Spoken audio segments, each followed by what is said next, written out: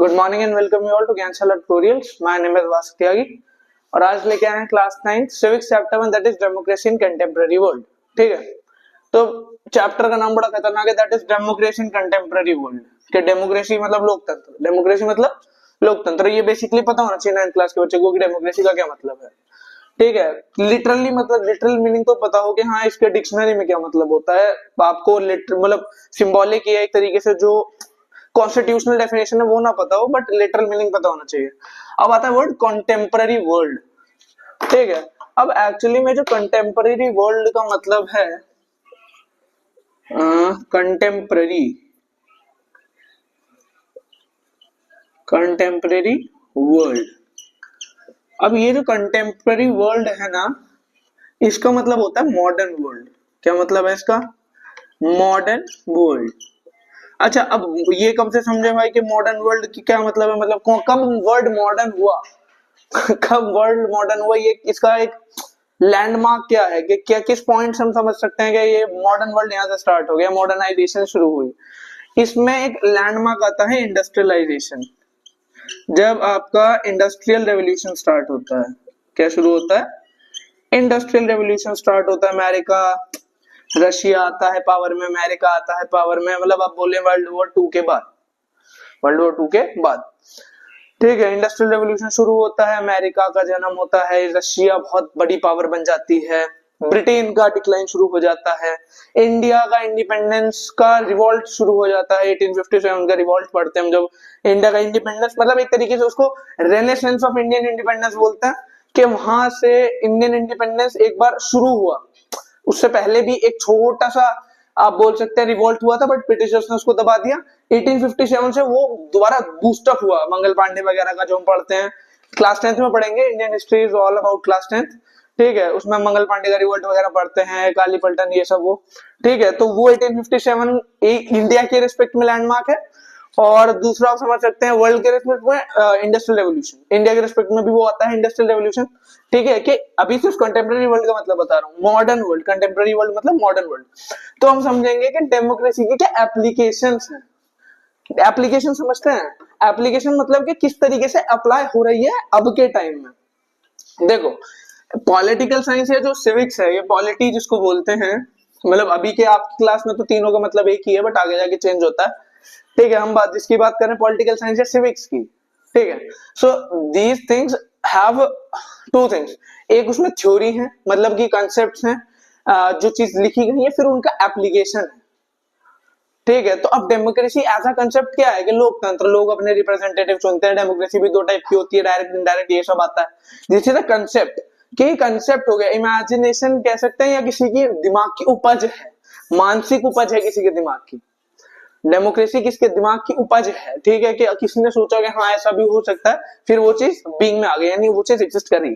अब उसको कॉन्सेप्ट को जब हम लगाएंगे किसी देश पे, प्रैक्टिकली अप्लाई करेंगे, तो उस चीज को कैसे अप्लाई करते हैं, कितना टाइम लगता है, क्या क्या होता है, इस पूरे चैप्टर में यही पढ़ेंगे with the help of examples, with the help of examples. अब इसमें कुछ चैप्टर में एग्जांपल्स पढ़ेंगे, चाइल्ड का पढ़ेंगे, चिली भी कहते हैं कोई कोई। ठीक है, चाइल्ड का पढ़ेंगे, पोलैंड का पढ़ेंगे कि कैसे यहाँ पे डेमोक्रेसी आई। और इस ये सब छोड़ो यार, हिस्ट्री में पढ़ते हैं हम लोग सबसे बड़ा फ्रेंच रेवोल्यूशन। क्या पढ़ रहे हैं? फ्रेंच रेवोल्यूशन है। पहले क्या था? फ्रेंच रेवोल्यूशन का एक साइकिल बना प्रॉपर, पता है कि मोनार्की थी, डेमोक्रेसी आई, फिर से मोनार्की आई नेपोलियन बोनापार्ट के रूप में, फिर से डेमोक्रेसी आई। मतलब फ्रेंच रेवोल्यूशन क्या यही खत्म हो जाता है, पर उसके बाद भी दोबारा डेमोक्रेसी स्टैब्लिश कर दी जाती है वहां पे नेपोलियन बोनापार्ट के बाद, जब वो बैटल ऑफ वाटरलू में मारा जाता है। ठीक है, समझ गए? तो फ्रेंच रेवोल्यूशन है। चाइल्ड का पढ़ेंगे, चाइल्ड में मिलिट्री कूप हुआ था 1917 के अराउंड, इसमें if I am not wrong 1917 के अराउंड क्या हुआ था? मिलिट्री कूप, यानी वहां की जो मिलिट्री थी उसने तख्ता पलट कर दिया था, जैसे पाकिस्तान में हुआ है, होता है, बहुत बार हुआ है। ठीक है, कि पाकिस्तान का क्या सीन है कि पाकिस्तान का आज तक कोई भी प्रेसिडेंट और प्राइम मिनिस्टर 5 साल से ज्यादा अपना, मतलब एक तरीके से पूरा अपना टेन्योर नहीं, वहां 5 साल का टेन्योर होता है जैसे इंडिया में, तो 5 साल का टेन्योर कभी पूरा ही नहीं कर पाया। हमेशा 5 साल से पहले या तो मार दिए गए, या तो जेल चले गए, या फिर मिलिट्री कूप हो गया। ठीक है, तो ये सब चीजें एक्चुअली में कुछ नहीं है, ये फेल्ड एप्लीकेशन है किसकी, डेमोक्रेसी की, कि किस तरीके से डेमोक्रेसी को अप्लाई करने में लोग फेल होते हैं और कहीं कहीं सक्सेसफुल भी होते हैं। जैसे इंडिया में डेमोक्रेसी कितनी सक्सेसफुल रही, अब थोड़ा मतलब ये हो गया करप्शन वगैरह, वो ठीक है, वो उसके बाय प्रोडक्ट्स हैं, ठीक है, लेकिन डेमोक्रेसी कितनी सक्सेसफुल रही, यहाँ के लोगों को बहुत अच्छा लगा, मतलब उन्होंने फुल सपोर्ट करा, अगेंस्ट नहीं थे। अब नेपाल की बात करें, ठीक है, कितना कुछ हो रहा है अब, है ना, वहां लोग कह रहे हैं कि हमें मोनार्की चाहिए, वहां को डेमोक्रेसी को डिमोलिश करने को ही मैं कह रहे हैं कि आप डिमोलिश कर दो मोनार्की, में चाहिए ओ डेमोक्रेसी चाहिए ही नहीं। So until and unless democracy is all about people. अभी भी क्या बताया मैंने, डेमोक्रेसी का हिंदी मीनिंग क्या होता है, लोकतंत्र। क्या मतलब है इसका, लोकतंत्र। So it's all about people. किसकी बात हो रही है, पीपल। पीपल से क्या मतलब है, पीपल से क्या मतलब है, सिटीजन्स, उस देश के सिटीजन्स की बात हो रही है। हाँ भाई, सिटीजन्स की बात हो रही है। अब सिटीजन्स क्या करेंगे, अपने लीडर्स चुनेंगे। सिटीजन्स क्या करेंगे, लीडर्स चुनेंगे, और लीडर्स किसके लिए काम करते हैं, सिटीजन्स के लिए काम करते हैं। This is all about democracy. Contemporary world मतलब मॉडर्न वर्ल्ड। तो अब इस चैप्टर में बेसिकली कुछ नहीं पढ़ना, सिर्फ ये पढ़ना है डेमोक्रेसी को मॉडर्न वर्ल्ड में कैसे अप्लाई करा गया, क्योंकि democracy is a very new concept.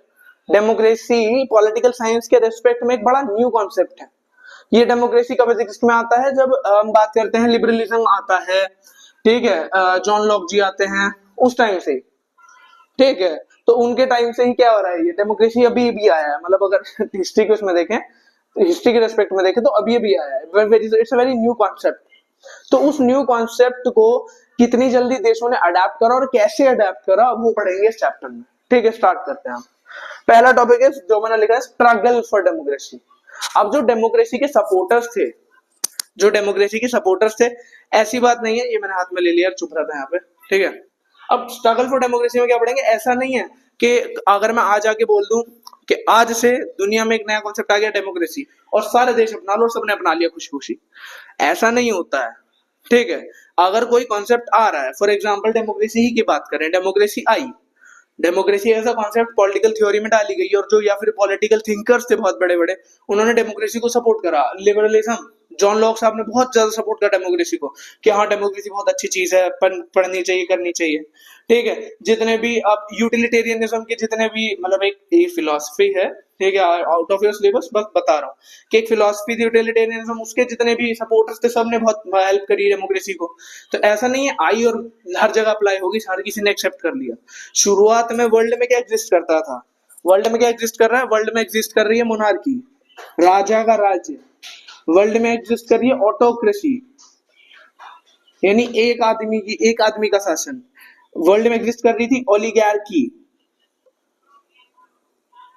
Oligarchy जिसको ओलिगोक्रेसी भी कहते हैं, ठीक है। ओलिगार्की एग्जिस्ट कर रही थी।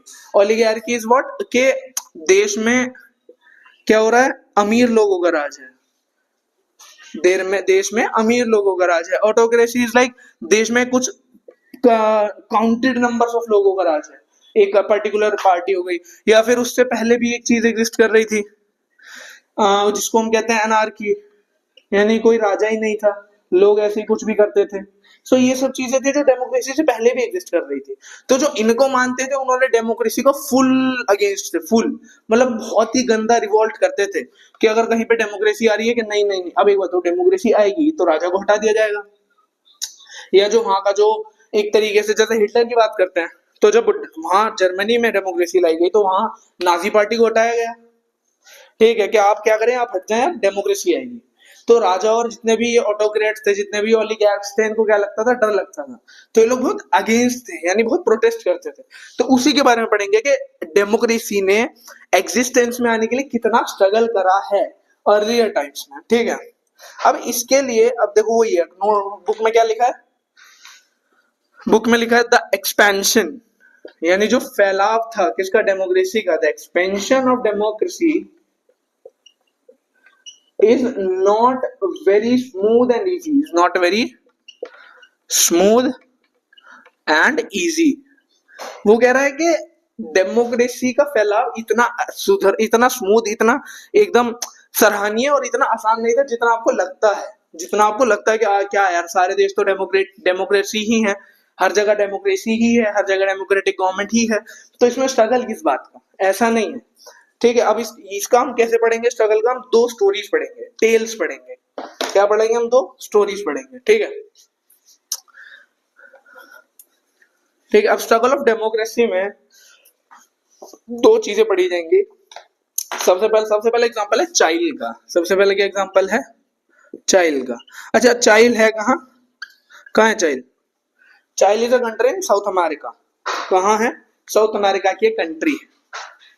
ठीक है, सबसे पहला पॉइंट चाइल्ड का,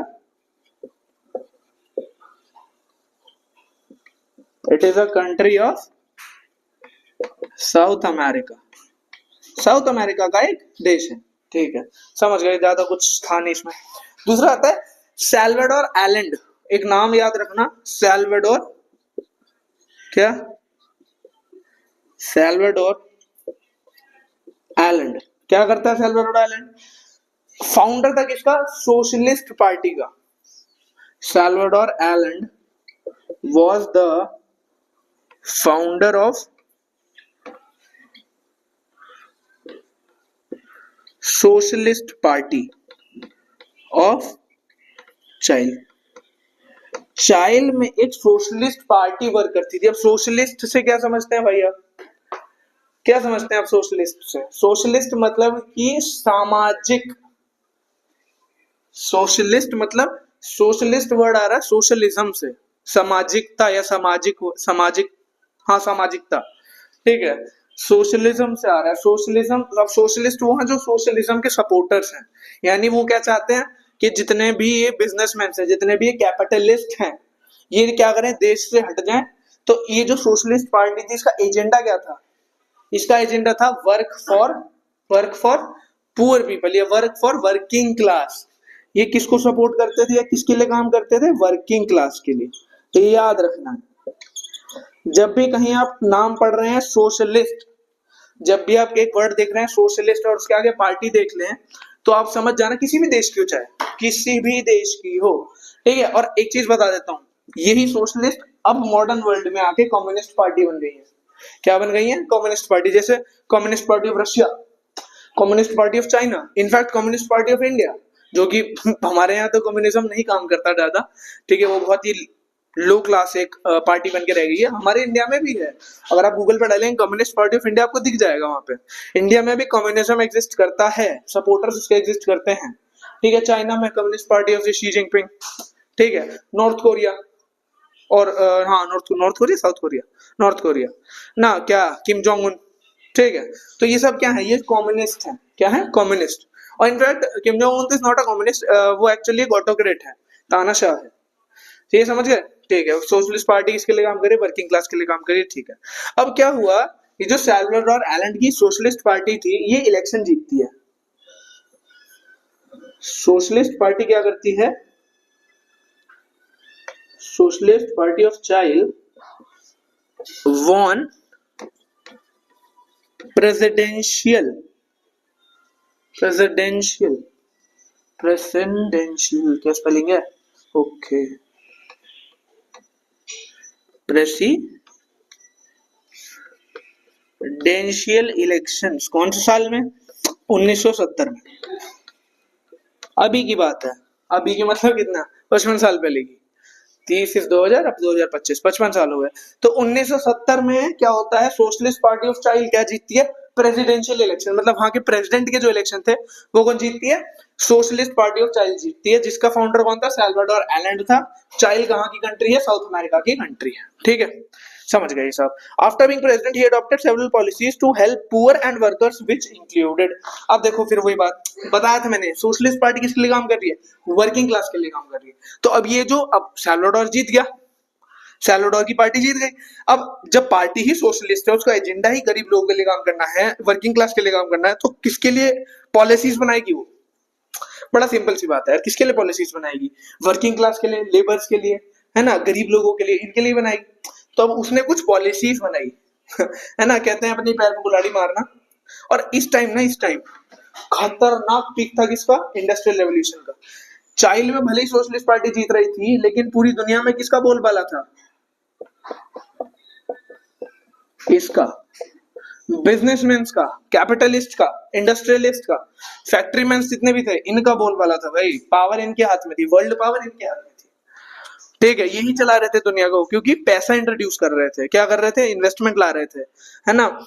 चीजों को वो एक तरीके से रेवोल्यूशनाइज कर रहे थे, कंट्रीज को बहुत ज्यादा। अब अमेरिका क्यों है इतना बड़ा? क्योंकि इंडस्ट्रियल रेवोल्यूशन बहुत खतरनाक काम करा किसने? अमेरिका में। इतनी ज्यादा फैक्ट्री सेटअप करी, इतना ज्यादा डेवलपमेंट हुआ एकदम with a short span of time, एक बहुत कम टाइम में। तो वही चीज 1970 में सोशलिस्ट पार्टी जीतती है, पॉलिसीज बनाती है वर्किंग क्लास के लिए। अब क्या होता है, इन्हीं पॉलिसीज की वजह से, अभी आगे पढ़ेंगे नेक्स्ट पॉइंट में, इन्हीं पॉलिसीज की वजह से जो ये वर्किंग क्लास के लिए क्या बनाती है? पॉलिसी। क्या बनाती हैं? पॉलिसी बनाती हैं। इन्हीं पॉलिसी की वजह से क्या हो जाता है? मिलिट्री कूप। क्या हो जाता है? मिलिट्री कूप हो जाता है। यानी वहां की जो सेना है, कहाँ की? चाइल्ड की, वो क्या करती है? वहां के जो प्रेसिडेंट है यानी साल्वाडोर एलेंडे है, हटा देती है उसको कि चल भाई, चल हो गया तेरा, बहुत देर कर लिया तूने, अब हम करेंगे। ठीक है, तो वहां और सिर्फ यही एक रीजन था कि उसने पॉलिसीज ऐसी बना दी थी, किसके सपोर्ट में? वर्किंग क्लास के, कि वहां के जो कैपिटलिस्ट थे उन्होंने मिलिट्री के साथ मिलकर वहां कूप कर दिया था। अभी पढ़ेंगे आगे, ठीक है, इसका स्क्रीनशॉट ले लो, ले लिए? ठीक है, अब पढ़ते हैं आगे। अब पढ़ेंगे कि उसने ऐसी क्या वो बनाई, ऐसी कितनी खतरनाक पॉलिसी बना दी थी कि जो इतना सब कुछ हो गया, कि मिलिट्री कूप हो गया, है ना। वहां के प्रेसिडेंट को उठा के हटा दिया गया कि चलो भाई तुम्हारा हो गया, बोरिया बिस्तर लो, अपना गायब हो जाओ। ठीक। अब क्या हुआ? आफ्टर बीइंग प्रेसिडेंट बनने के बाद, after being president, that he adopted various policies. उसने कुछ बहुत अलग अलग टाइप की पॉलिसीज को अडॉप्ट किया for poor and working class. गरीब और मजदूर वर्ग के जो लोग थे, वर्किंग क्लासेस, मजदूर वर्ग। ठीक है, अब उनमें से कुछ कुछ पॉलिसीज हमें पढ़नी है। सबसे पहली, रिफॉर्म ऑफ एजुकेशनल सिस्टम। क्या करा? रिफॉर्म ऑफ एजुकेशनल सिस्टम कर दिया।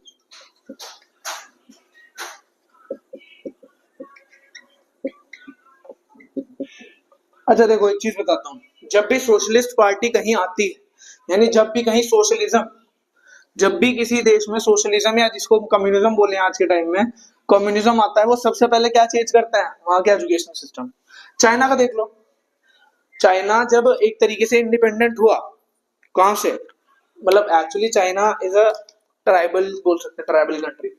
ठीक है, तो जब वहां पे चाइना एक तरीके से डेवलपमेंट है, वहां पे इंडस्ट्रियल रिवोल्यूशन आया, जब वहां पे कम्युनिज्म का इंट्रोडक्शन हुआ, वहां के क्या करा कम्युनिस्ट पार्टी ने? कुछ नहीं, आगे सबसे पहले एजुकेशन चेंज करी। क्यों चेंज करी?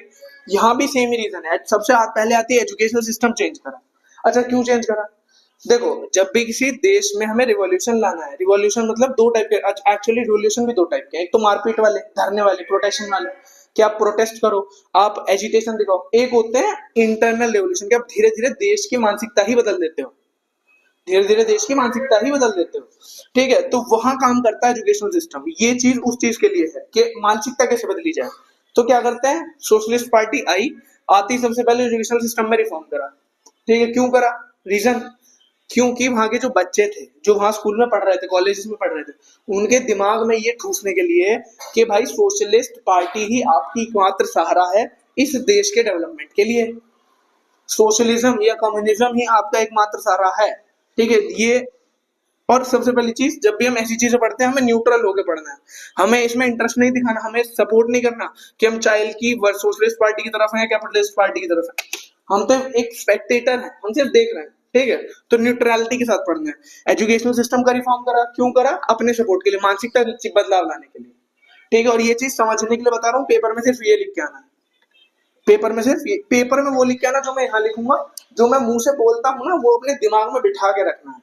बिकॉज ये सिर्फ अभी काम नहीं आ रहा, ये आगे 11th-12th में अगर कोई पॉलिटिकल साइंस परस्यू करेगा या मेरी तरह बीए पॉल साइंस करेगा, तो उसको बहुत काम आती है ये चीजें। ठीक, okay, next is free milk for children and redistribution of land to the landless farmers. मतलब मेरा पर्सनल है कि हाँ ये चलो अच्छा है, मेरा पर्सनल पॉइंट ऑफ व्यू है कि ये चीज अच्छी करी। क्या? Free milk for children, free milk for children. फिर एक तो ये हो गया, एंड रीडिस्ट्रीब्यूशन करा किसका, of land for landless farmers. बस यहीं पे किलस गए थे कैपिटलिस्ट, ये दो पॉइंट पे ही कैपिटलिस्ट किलस गए थे। क्यों, ये भी सुन लो, इसका भी सुनो। फ्री मिल्क फॉर चिल्ड्रन, बच्चों को, एक सर्टेन एज के बच्चों को फ्री में दूध, फ्री में। अब इससे कितना बड़ा, एक बात बताओ, जब इंडस्ट्रियल रेवोल्यूशन आता है उसी के आसपास क्या आता है, मिल्क रेवोल्यूशन, इंडिया में भी और वर्ल्ड में भी। ठीक है, अब जब व्हाइट रेवोल्यूशन की बात करते हैं हम इंडिया या वर्ल्ड पर्सपेक्टिव में, अब मिल्क क्या है, दूध क्या है, एक बहुत बड़ी कमोडिटी है कैपिटलिस्ट बिजनेसमैन के लिए, डेयरी। अब अगर आप अब इस देश में देख लें, अगर हमारी सरकार हमें फ्री में दूध प्रोवाइड करने लगे कि आज से 18 साल से छोटे बच्चों के लिए फ्री में दूध, जितना आपको पीना है पियो, तो अब जो अमूल है, आनंदा है, मधुसूदन है, इतनी सारी कंपनियां, ये कहाँ जाएंगी बेचारी, क्योंकि इनका सबसे बड़ा कंज्यूमर कौन है, बच्चे। सबसे बड़ा कंज्यूमर कौन है, बच्चे, क्योंकि हमारे ही तो घरों में दूध से चाय बनाते हैं, आधी जगह तो टी बैग यूज करते हैं, उसमें तो कुछ दूध का चाहिए ही भाई, पानी वगैरह ओवन की चाय।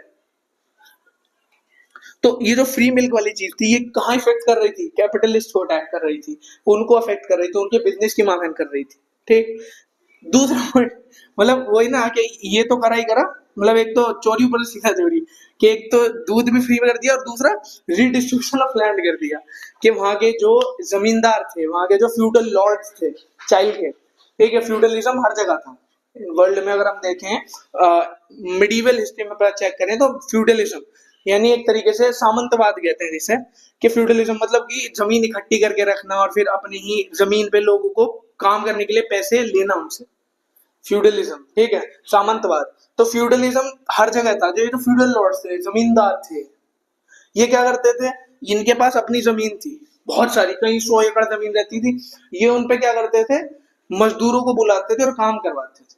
ठीक, और किसी किसी को जमीन देते थे और उससे टैक्स लेते थे, बहुत खतरनाक टैक्स लेते थे। तो सरकार ने आते क्या करा, सबसे पहले तो जमीन छीन ली, लाओ बिलाओ, हो गया तुम्हारा, बहुत दिन तुमने बिजनेस कर लिया, बहुत दिन तुमने फ्यूडलिज्म चला लिया, सारी चीजें दो मुझे।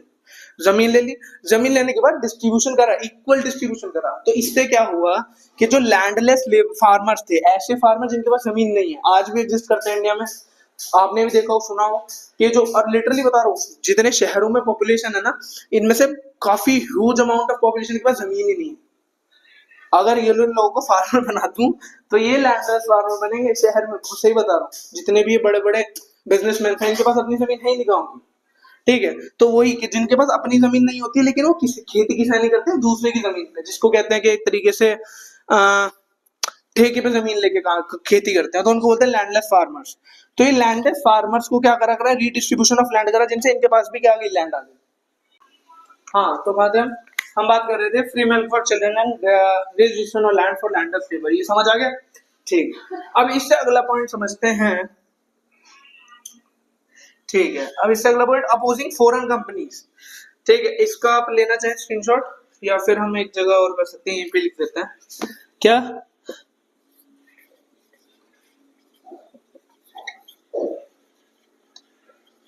Opposing foreign companies. ये क्या कर रहा था, मतलब देख रहे हो, ठीक है, opposing foreign companies for taking resource.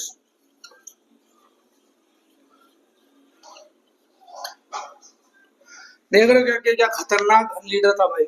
आते क्या करा, सबसे पहले अपोजिंग फॉरेन कंपनीज, बाहर की जो कंपनीज थी, इंडस्ट्रियल रेवोल्यूशन चल रहा है भाई, हर जगह देश में ग्लोबलाइजेशन आ रहा है ना, एक तरीके से प्राइवेटाइजेशन हो रही है, कि हर जगह कनेक्शन हो रहे हैं दुनिया से, एक देश दूसरे देश से मिनरल्स ले रहा है, ये ले रहा है, वो ले रहा है, इम्पोर्ट एक्सपोर्ट हो रहा है। इसने आते क्या करा, फॉरेन कंपनीज को मना कर दिया कि भाई हम चाइल से आपको कोई रिसोर्स नहीं देंगे। एक्चुअली चाइल is a very good deposit of mineral resources, like मतलब मिनरल नहीं, आयरन, वो मेटल ओर्स बहुत अच्छा, वहाँ पे कॉपर बहुत अच्छा है, आयरन बहुत अच्छा मिलता है चाइल में। South America is completely a very good source, वहाँ पे बहुत अच्छी एक तरीके से डिपॉजिट है मिनरल्स का और मेटल्स का, मेटल डिपॉजिट, मेटल ओर्स बहुत अच्छे मिलते हैं वहाँ पे इन अ वेरी गुड क्वांटिटी और वेरी गुड क्वालिटी। ठीक, तो चाइल के अंदर आयरन और कॉपर वगैरह बहुत ज्यादा है। तो वहां पे सैल्वाडोर एलमेंट ने क्या करा, आते ही सबसे पहले रूल बना दिया, तीसरा जो रूल बनाया, ओपोजिंग फॉरेन कंपनीज को साफ सीधा मना कर दिया कि भाई आप चाइल्ड से रिसोर्स नहीं लेके जा सकते, हम आपको नहीं देंगे रिसोर्स। क्यों नहीं देंगे? क्योंकि हम इन रिसोर्सेज को किसके लिए यूज करेंगे? वर्किंग क्लास के डेवलपमेंट के लिए, अपने देश के इंफ्रास्ट्रक्चर के लिए। ठीक है, सुनने में तो बहुत अच्छा लगता है पर एक्चुअली में नहीं था। ठीक, but the policies were opposed by landlords, rich and the church and also by some other political parties. अब हुआ क्या, इसने ये सब चीजें बनाई, हुआ क्या, these policies are opposed by, अब कुछ लोगों ने इसको बहुत अपोज किया। ठीक है, किसने करा? रिच जो थे, देश के अमीर लोग थे, चर्च ने, लैंडलॉर्ड्स ने और अदर पॉलिटिकल पार्टीज ने, अदर पॉलिटिकल पार्टीज। अब इन सब ने क्यों करा, उसके भी पीछे का रीजन है अगर आप देखें तो। रिच लोग फ्री मिल्क वाली चीज, या फिर ये फॉरेन कंपनीज। अब रिच लोग क्या है, वो बिजनेस करेंगे, वो क्या करेंगे, बिजनेस करेंगे। तो ये जो रिच लोग थे, ये इन दोनों की वजह से, ये जो पॉलिसीज थी कि फ्री मिल्क और हम मिनरल्स नहीं ले जाने देंगे, कॉपर नहीं ले जाने देंगे। ठीक है, चर्च का तो इतना बड़ा खुजली।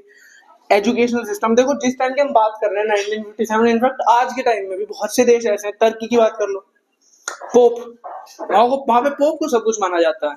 ठीक है, बहुत सारी कंट्रीज हैं, टर्की के ही इन्फ्लुएंस में जितने भी सपोर्टिव कंट्रीज हैं वहां के आसपास की, उसी इलाके की, हमारे पे पोप को क्या माना जाता है कि भगवान का मैसेंजर है, मैसेंजर ऑफ द गॉड। ठीक है, कि उसने जो बोल दिया वो सही है। तो वही उस टाइम पे चर्च का चलता था ये सीन, कि चर्च क्या करता है, अगर जिसने चर्च ने ये बोल दिया कि जमीन चर्च की है, तो जमीन चर्च की ही है, वो देनी पड़ेगी चाहे किसी की हो। तो अब हुआ क्या, एजुकेशनल सिस्टम में रिफॉर्म आया।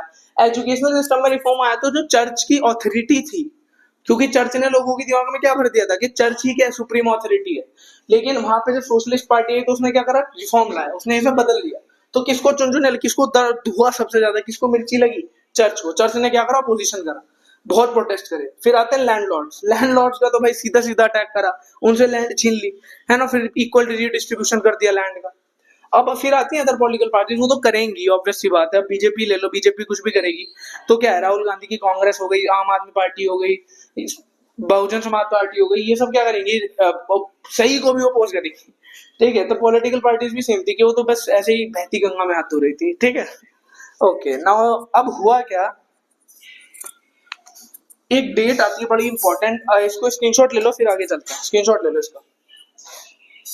ठीक है, अब होता क्या है, इन सब चीजों की वजह से वहां की जो पावर होल्डिंग ऑथोरिटीज थी, चर्च हो गया, लैंडलॉर्ड्स हो गए, ये सब किलस गए थे किससे, सोशलिस्ट पार्टी से। अब उससे हुआ क्या, उन्होंने मिलिट्री के साथ मिलके, वहां की मिलिट्री को अपनी तरफ करके, किसने, चर्च वगैरह ने, रिच लोगों ने, ठीक है, वहां की जो अपर क्लास थी, उसने क्या करा, वहां मिलिट्री कूप करा दिया, मतलब मिलिट्री के हाथों क्या करा, सरकार को भगवा दिया। क्या हुआ, अब जो सोशलिस्ट पार्टी की जो गवर्नमेंट थी, हिज गवर्नमेंट was overthrown, उठा के फेंक दिया, हटा दिया गया, overthrown by military on 11th of September 1973। 11 सितंबर 1973 को क्या करा गया, वहां की सरकार को उठा के फेंक दिया कि चलो भाई चलो, बोरिया बिस्तर बांधो, हो गया तुम्हारा, बस इतना ही था, है ना, इतना ही। अब इस मिलिट्री ग्रुप को थोड़ा सा डिटेल में पढ़ते हैं, कुछ पॉइंट्स है मिलिट्री ग्रुप के। ठीक, अगला जो टॉपिक है स्ट्रगल ऑफ डेमोक्रेसी हो गया है शायद हमारा, स्ट्रगल ऑफ डेमोक्रेसी में अगला जो टॉपिक है दैट इज मिलिट्री ग्रुप, वही पढ़ना है। ठीक है, यहीं से लिख लेते हैं ना, यहाँ पे डाल लेते हैं, मिलिट्री coup ऑफ 1973 का जो मिलिट्री कूप था। अच्छा, उसमें क्या हो रहा है मिलिट्री कूप में, ऑन द मॉर्निंग, ये तो समझ गया कि 11 सितंबर 1973 को मिलिट्री आई, उसने सब कुछ हटा दिया, वहां के प्रेसिडेंट को उठा के जेल में फेंक दिया, प्राइम मिनिस्टर सारे मंत्रियों को उठा के जेल में फेंक दिया, सबको हटा दिया। ठीक है, समझ गए। The military commander asked president Allen to resign but he refused to resign और लीव द कंट्री। अब हुआ क्या, वहां का जो मिलिट्री का हेड था, चीफ ऑफ मिलिट्री ने क्या करा,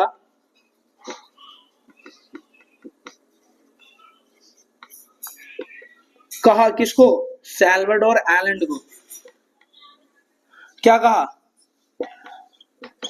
टू रिजाइन, कि भाई रिजाइन दे दो एंड लीव द कंट्री। जो भी उसके साथ करा था यार, बांग्लादेश की जो प्रेसिडेंट थी, क्या नाम था उनका? भूल गया, अरे था तो सही, भूल गया यार। ठीक है, तो जो उनके साथ करा था वही, कि वहां का जो मिलिट्री आया, मिलिट्री का चीफ आया, बोला किससे? सैल्वाडोर एलेंड से, कि भाई एक काम करो, ये लो आपके रेजिग्नेशन लेटर, इसमें साइन करो और गायब हो जाओ देश से, दिखना मत।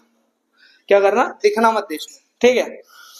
Then the military surrounded the president house and started bombing it. President Alert died in military attack. भाई लेकिन इसने क्या करा?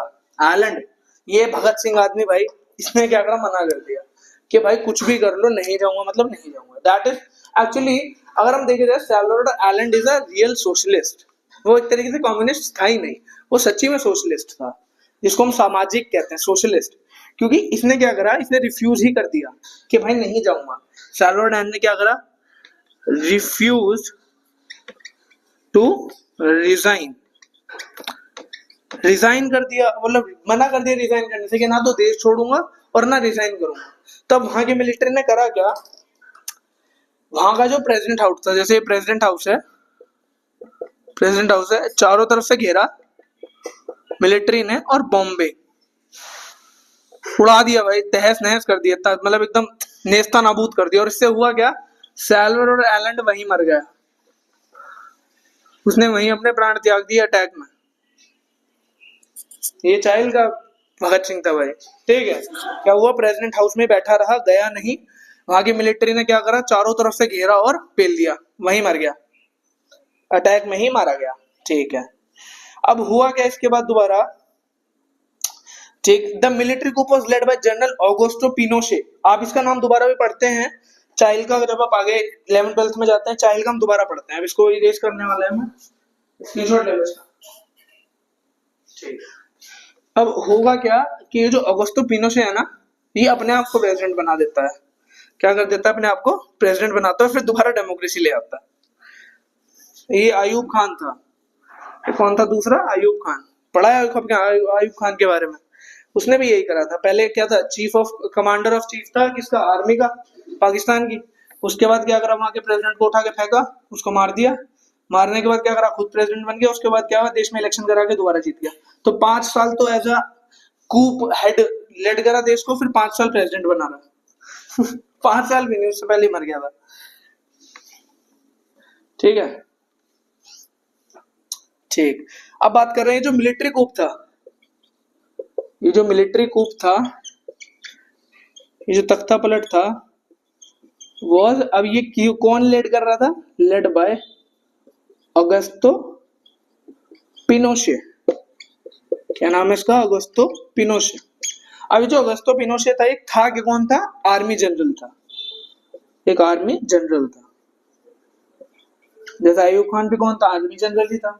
The government of the United States of America was unhappy with Allen's rule and is known to have supported and funded activities that led to the coup.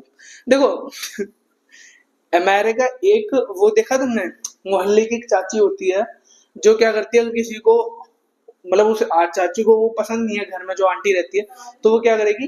किसी और को भड़काएगी कि तुम उससे लड़ो, खुद नहीं लड़ेगी, किसी और को उंगली करेगी कि भाई तुम लड़ो जाके, तुम लड़ो जाके, है ना। तो वही किसने करा? वही काम करा यूएसए ने, जो अब भी करता है। यूएसए का एक्चुअली में काम ही है। यूएसए क्या करता है? यही करता है। अब यूएसए को एक्चुअली में था क्या कि जो गवर्नमेंट ऑफ यूएसए थी, डिडंट लाइक एलेंड्स रूल, वो उसको एलेंड का जो शासन था वो पसंद नहीं था। सो he funded and supported the coup। अब हुआ क्या इससे कि यूएसए का काम ही है actually, USA is a country जो दूसरों के टूटे हुए मकानों के ऊपर अपना आशियाना खड़ा करती है, और हमेशा से करती है वो। अभी अब लेटेस्ट एग्जांपल देखें बांग्लादेश, अभी अब लेटेस्ट एग्जांपल देखें पाकिस्तान, ठीक है। उससे पहले आपने एग्जाम्पल देखा एक तरीके से यूक्रेन, उससे पहले एग्जांपल देखें इजराइल, इन सब से यहाँ अटैक करवाया, यहाँ से अटैक करवाया किसके ऊपर, ईरान के ऊपर। इनफैक्ट जो पाकिस्तान का दोस्त था, पाकिस्तान को यहाँ फंसा दिया। बात करें यूक्रेन की, यूक्रेन को हेल्प करी, यानी उसको रुकसाया कि भाई तू लड़, इतना सा देश है रशिया के साथ लड़ रहा है, कुत्ते की तरह मारेगा पुतिन। लेकिन क्या करा, उसको भरोसा दिलाया कि लड़ तू लड़, लड़ तू लड़। और जो भी फैक्ट है ठीक है, वो लड़ा, मान लिया हमने, लड़ा वो ठीक है, बट जरूरत थी नहीं। अगर वो चाहता तो यहाँ पे रोक सकता था चीजों को, नहीं रोका। इसराइल को तो वो बिना मतलब सपोर्ट करता है कि भाई तू गाजा पट्टी को हथियार ले, भाई तू जॉर्डन को अटैक कर दे, भाई तू सीरिया को अटैक कर दे। इतनी चीजें हैं, इतनी सब कंट्रीज को कौन इन्फ्लुएंस कर रहा है, कौन इन्फ्लुएंस कर रहा है, यूएस इन्फ्लुएंस करता है। करता कैसे है, फंड करता है, पैसे देता है। किसको देता है, वहां के जितने भी एंटी नेशनल ऑर्गेनाइजेशंस हैं। हर देश में क्या है, एक दो एंटी नेशनल ऑर्गेनाइजेशंस होती हैं, ठीक है, जो उस देश की गवर्नमेंट से खुश नहीं होती हैं, ठीक है। वो क्या चाहती हैं कि बाहर का देश इन्फ्लुएंस करे यहाँ की गवर्नमेंट को, तो उनको बोलता है एंटी नेशनल ऑर्गेनाइजेशंस। इंडिया में भी है, इंडिया में भी बहुत है, ठीक है। तो अब चाइल्ड में भी थी, वहां की जो गवर्नमेंट थी, जो मिलिट्री थी, वही वहां की एंटी नेशनल ऑर्गेनाइजेशन थी। उसने यूएसए से क्या लिया, फंड लिया, उसको सपोर्ट करा किसने, यूएसए ने। और क्या करवा दिया, कूप करवा दिया। और कूप करवाया क्यों, क्योंकि वो आइलैंड के रूल से खुश नहीं थे भाई। आइलैंड के रूल से क्यों खुश नहीं थे, उसने फॉरेन कंपनीज को ही मना कर दिया देश में आने से। एक तरीके से जो यूएसए अब कर रहा है, टैरिफ लगा रहा है, वो उस टाइम चाइल ने कर दिया था कि बाहर की कंपनीज पे क्या लगा दिया था, टैरिफ लगा दिया था कि भाई आओगे तो ठीक है, मिलेगा तो कुछ नहीं, आगे आगे झुंझुना बजाओगे, ठीक है, समझ गए। Pinochet became the president of the country and ruled it for next 17 years. देख रहे हो, ये जो अगस्तो पिनोशे था, Pinochet became the president of the country, देश का प्रेसिडेंट बन गया भाई, फॉर नेक्स्ट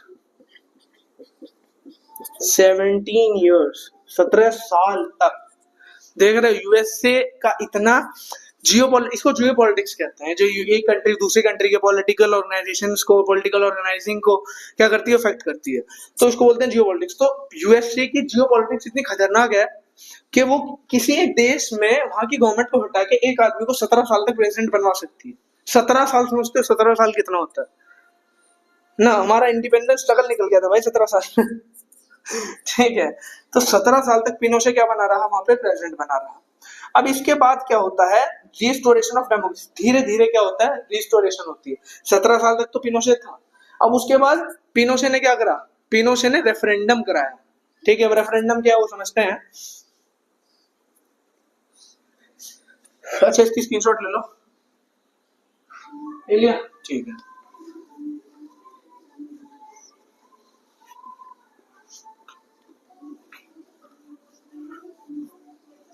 ओके, बात करते हैं रेस्टोरेशन ऑफ डेमोक्रेसी, कि वहां पे चाइल्ड में डेमोक्रेसी कैसे रेस्टोर हुई।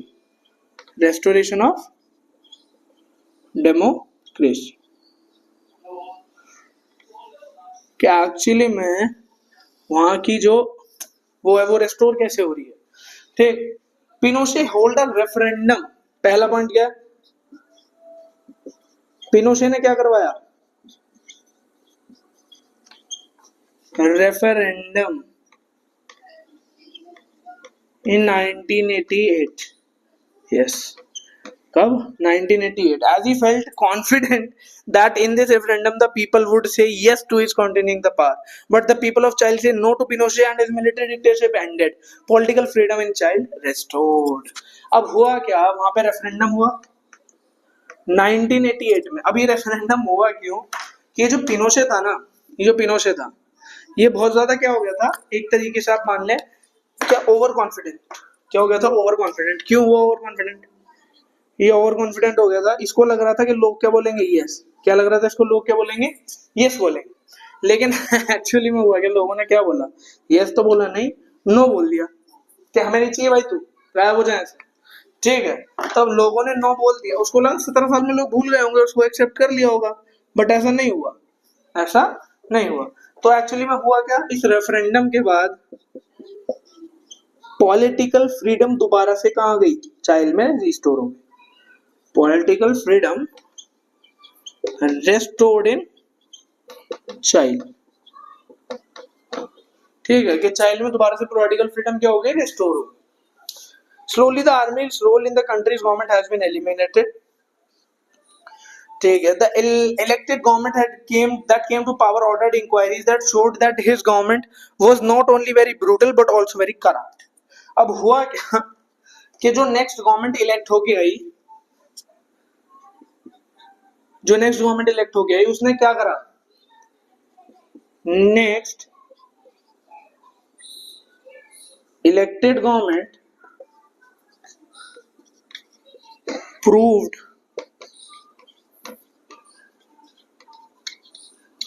Pinochet's rule to be brutal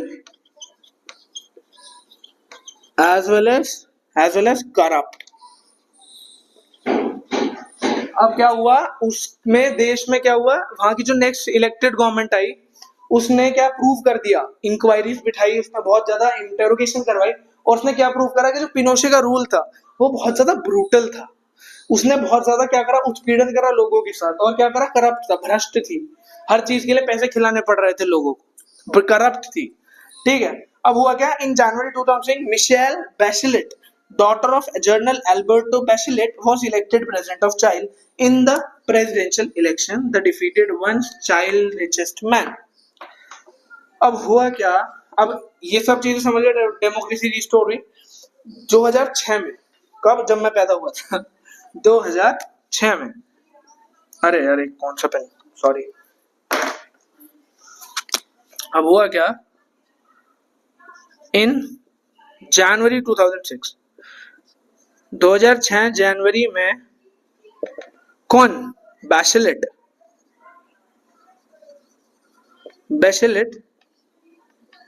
elected as president, बैचेलेट को प्रेसिडेंट इलेक्ट करा गया आफ्टर डिफीटिंग चाइल्ड,